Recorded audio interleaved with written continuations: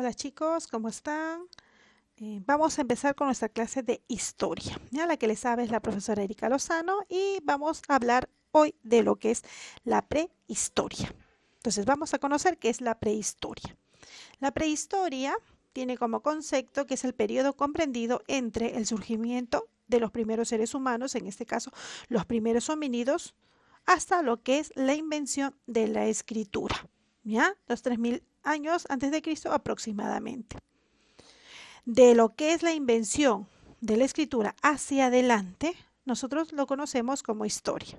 Lo que es la invención de la escritura hacia atrás, vamos a conocerlo como la prehistoria, ¿ya? El padre de lo que es la prehistoria se le da, digamos, la mención a lo que es Jacques Bouchard de Peters, ¿ya? Él es conocido como el padre de la prehistoria. Hablemos de la división de la prehistoria. La prehistoria se divide en dos etapas, la edad de piedra y la edad de los metales. ¿Ya? Se le denominaba así por el uso de dichos materiales, en este caso edad de piedra, porque el hombre utilizó a inicios de su vida lo que era la piedra, ya empezó a pulirla y a darle el uso necesario y luego conoció los metales y hablamos de lo que es la edad de los metales. ¿Ya? En este caso, en el día de hoy, nosotros nos vamos a centrar en lo que es la edad de piedra. ¿Ya? Vamos a hablar de lo que es la edad de piedra y esta edad de piedra se divide en tres etapas: el paleolítico, el mesolítico y el neolítico. Ahora, hay que conocer que el paleolítico es la etapa más larga de lo que es la edad de piedra, ¿ya? Y por eso la dividieron en paleolítico inferior, paleolítico medio y paleolítico superior. Luego viene el mesolítico, que es la etapa de transición, para terminar en el neolítico o revolución neolítica. Ahora, hablemos entonces de lo que es el paleolítico, ¿ya? Conozcamos las características generales de este paleolítico. Primero, la etimología, de dónde proviene el nombre. Lo separaron en dos partes, lo que es paleo, que significa antiguo, y litos, que significa piedra. Esto quiere decir que el nombre quiere decir piedra antigua o piedra tallada. El tipo de economía que practicaban estos hombres eran depredadoras o parasitarias, ¿ya? Debido a que el hombre era nómade. Eso quiere decir que iba de un lugar a otro y al lugar donde iba, pues consumía todo lo que tenía al paso, ¿no? Depredaba todo lo que tenía. Y esto le servía para subsistir, para vivir el día a día, ¿ya? Este tipo de economía se basaba en las siguientes actividades económicas. El hombre era cazador, ¿ya? Y cazaba los grandes animales de la megafauna que existía en ese momento, como el mamut, como lo que es el tigre dientes de sable, y etcétera, de animales gigantes que estaban durante esa época. Y también recolectaba los frutos que encontraba en dichos lugares donde por algún momento se hospedaba. La forma de vida, como ya lo dije anteriormente, el hombre era nómade o errante. Eso quiere decir que iba de un lugar a otro. ¿Por qué se movilizaba? Porque necesitaba seguir a los animales y necesitaba seguir, en este caso, buscando frutos para poder subsistir. ¿Ya? Cuando llegaba a un lugar, se hospedaba en diferentes lugares, ¿no? En cuevas en este caso, y ahí es donde permanecía hasta que podía consumir lo que tenía a su alrededor y luego iba a buscar otro lugar. ¿Ya? ¿Cómo se organizaban socialmente? ¿No? ¿Cómo iniciaron sus primeros procesos de vida? Vivían en hordas, bandas o clanes de aproximadamente 20 individuos alrededor. Las etapas del Paleolítico, como les dije a un comienzo, por ser la etapa más grande de lo que es la edad de piedra, lo dividieron en tres etapas: el Paleolítico inferior, el Paleolítico medio y el Paleolítico superior. ¿Ya? Entonces, el Paleolítico inferior, si nosotros hablamos de evolución humana, que hombres aparecieron durante lo que es el Paleolítico inferior, en este caso hablamos de Homo habilis y el Homo erectus. Homo habilis por la habilidad que tenía en el manejo de trabajo de piedras, y el Homo erectus porque ya era un hombre capaz de sostenerse en sus dos miembros inferiores. ¿Qué aportes culturales dieron estos hombres del Paleolítico inferior? Primero, crearon las primeras herramientas, en este caso trabajadas en piedra, ¿ya? Podrían ser cuchillos, ¿ya? De piedras de obsidiana, o en este caso armar flechas que servían para cazar a los animales. Otro suceso importante que tuvo este hombre paleolítico inferior fue el dominio del fuego, ¿no? Conoció el fuego. Entonces, al conocer el fuego, se dio cuenta que este elemento era muy importante en su vida, que les permitiría de repente alejar a los animales de su entorno, ¿no? Los animales salvajes. También le servía para cocinar sus alimentos, en este caso la carne de los animales que ellos mismos cazaban, y también el hecho de poder mantenerse caliente durante las noches largas que ellos tenían.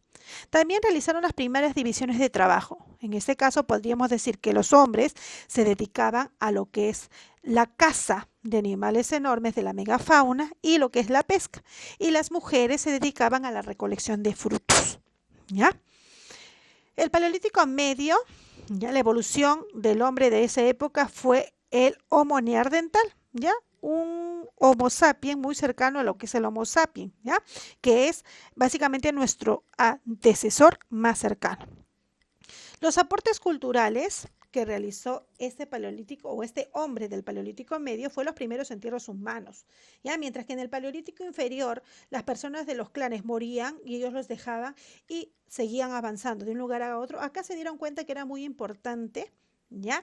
Enterrar a aquellos miembros de sus clanes o grupos para, digamos, tengan un buen descanso, ¿no? Ahí hablamos de los primeros indicios de religiosidad, ¿no? Las primeras creencias religiosas que ellos van a tener, ¿no? También la creación de tótems, ¿no? Aquellos seres de la naturaleza que los protegían o cuidaban a determinado clan o grupo de personas. Y para terminar está el Paleolítico Superior, ¿ya? Y si nosotros hablamos del Paleolítico Superior, los hombres que pertenecieron en este caso fue el Homo sapiens, ¿ya? En este caso el de Cromañón, ¿no? El antecesor más cercano a nuestro Homo sapiens sapiens, ¿no? Los aportes culturales es que creó el arco y la flecha, que le ayudaron mucho a lo que es la caza de los animales, y también realizaron el arte rupestre o pinturas rupestres, ¿no? Que esto eran pinturas que ellos realizaban en las cuevas donde se encontraban, donde muchas veces escenificaban escenas de caza o de vida diaria. Esto sería en cuanto a lo que es el paleolítico, ¿no? Las etapas y los aportes culturales que tuvieron cada uno de ellos. Luego, la siguiente etapa va a ser el mesolítico. Y como les dije a un comienzo, la etapa del mesolítico era la etapa de transición entre lo que es el paleolítico y el neolítico. Ya va a haber un tránsito acá, un cambio, porque el cambio que da al neolítico es una revolución, de ser un hombre nómade pasar a ser un hombre sedentario. ¿Pero por qué se vuelve sedentario? Porque en este camino, en lo que es el mesolítico, el hombre va a aprender a experimentar en dos aspectos muy importantes que conocemos hoy en día, que es la agricultura y la ganadería. ¿Ya? También el cambio de clima. ¿No? Vamos a pasar de una era de glaciaciones, en este caso conocida también como eras de hielo, llamada Pleistoceno, a un nuevo tipo de clima, como un clima llamado Holoceno, que es un clima actual, es decir, un clima templado, como el que conocemos hoy en día. ¿Ya? Pasamos también de una economía depredadora, el hecho que el hombre consume todo lo que encuentra a su paso porque iba de un lugar a otro, a una economía productora. Eso quiere decir que el propio hombre va a producir lo que necesita consumir. ¿Ya? Entonces, esta etapa de tránsito primero se dio por un cambio de clima radical, como les decía, un clima de glaciaciones, ¿no? Una era de hielo, hacia lo que es un clima templado, que es lo que vivimos hoy en día. También la extinción de la megafauna, ¿no? En este caso desaparecieron los grandes animales como los mamuts, los dientes de sal. ¿Por qué? Porque dice, bueno, explica que estos animales no se pudieron adaptar al clima actual, no podían vivir dentro de un clima templado porque eran muy grandes y tenían una contextura corporal muy enorme. Entonces tuvieron que adaptarse, esta megafauna se extinguió para dar el paso a nuevas especies.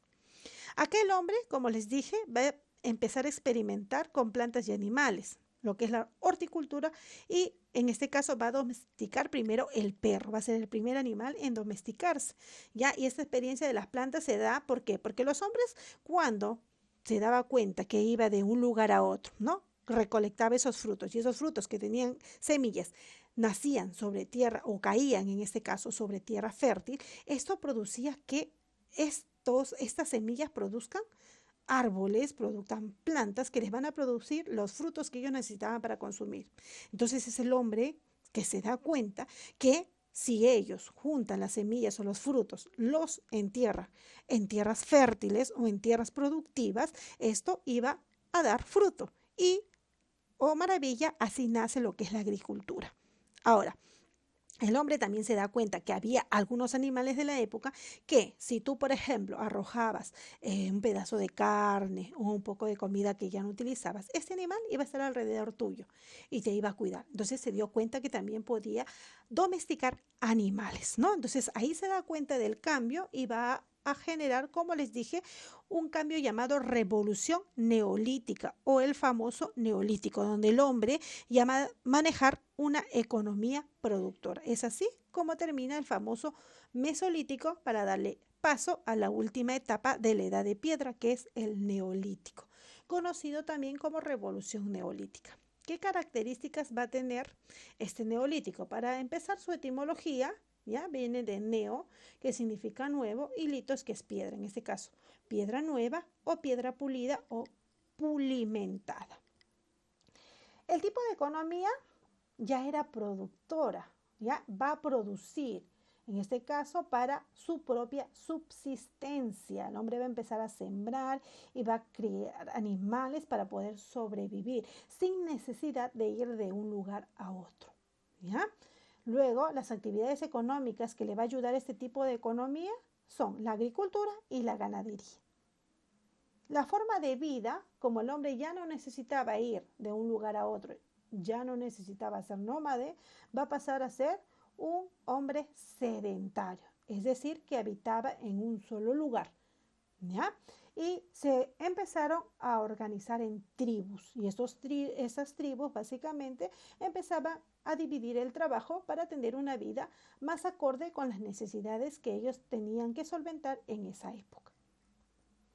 Entonces, la revolución neolítica va a dar 4 aspectos muy importantes. Primero, y digamos que el más importante de la época, es la domesticación de lo que es los animales y las plantas. En este caso estoy hablando de lo que es el manejo de los animales que yo podía criar y de las plantas que yo podía sembrar. ¿Dónde nace eso? Los centros originarios, digamos el primer centro donde nace la idea de lo que es la agricultura y la ganadería, se da en el creciente fértil, sobre todo lo que es la agricultura, ya en el cercano oriente. En este caso estamos hablando del lugar llamado Mesopotamia, ¿ya? Se le llama creciente fértil o en este caso luna fértil, ¿no? Que es lo que vemos acá, esta especie de lunita que les estoy indicando que estaba básicamente en lo que era Mesopotamia, una de las primeras civilizaciones de lo que es la historia en sí, ¿ya? Entonces, esta Mesopotamia era rica en tierra fértil porque estaba rodeada por 2 ríos. Ya estos ríos hacían que tengan tierras fértiles. En este caso los ríos eran Éufrates y Tigris. Ya es ahí donde nace el surgimiento de lo que es la agricultura. Ahora, nos vamos a otro lugar, el lejano oriente, que también va a dar centros originarios en lo que es India y China, 2 civilizaciones antiguas muy importantes también. Nos vamos a Mesoamérica, ¿ya? Y esto, lo que es la domesticación de animales y plantas, se presenta en lo que es México y Guatemala. Y si nos acercamos más al lugar donde nosotros vivimos, hablamos de los Andes centrales, los centros originarios donde va a originarse la domesticación de plantas y animales en lo que es los Andes centrales, los tenemos en Perú y en Bolivia, ¿ya? Les decía de una revolución, ¿ya?, neolítica, porque hablamos de la revolución agropecuaria, ¿ya? Este es el proceso de domesticación que va a permitir el desarrollo de 2 importantes aspectos de la vida del hombre de esa época, la agricultura y la ganadería. Ahora, si nosotros hablamos de la agricultura, tenemos que conocer que la agricultura ha sido y es base de la economía de muchas culturas antiguas y también sirven de subsistencia para el día de hoy, ¿ya? Otro cambio que va a dar es la sedentarización. Los hombres se van a establecer en un lugar fijo, ya no tienen la necesidad de ir depredando todo lo que encontraban a sus pasos. Y van a surgir las primeras aldeas. Eso van a hacer que vivan grupos de personas muy cercanos, que creen sus lugares donde van a estar en familia, y va a generar también el hecho de hablar de clases sociales, que eso ya viene más adelante, ¿no? El hecho de separarlos en grupos, de aquella persona que va a dominar el grupo y aquella persona que va a ser dominada, ¿ya? Y por último, la revolución urbana. Eso quiere decir que van a surgir los primeros centros urbanos conocidos como ciudades, siendo la más antigua lo que es la ciudad de Jericó, 7000 años antes de Cristo, ¿no? Este es el cambio que se va a dar radical a la forma de vida. El hombre ya va a cambiar. Y vamos a ver el cambio más adelante con lo que es la edad de los metales. Bueno, por ahora doy término a la clase. Esto es la explicación de lo que es la primera parte de la prehistoria, la edad de piedra. Ya les mandé, por favor, la actividad. Completen el cuadro, ¿ya? Luego me toman la foto y me lo mandan ya sea por lo que es el WhatsApp o si en todo caso pues hay otro medio que me lo puede mandar al correo, mucho mejor. Entonces, gracias, eso sería todo por hoy. Hasta la próxima clase.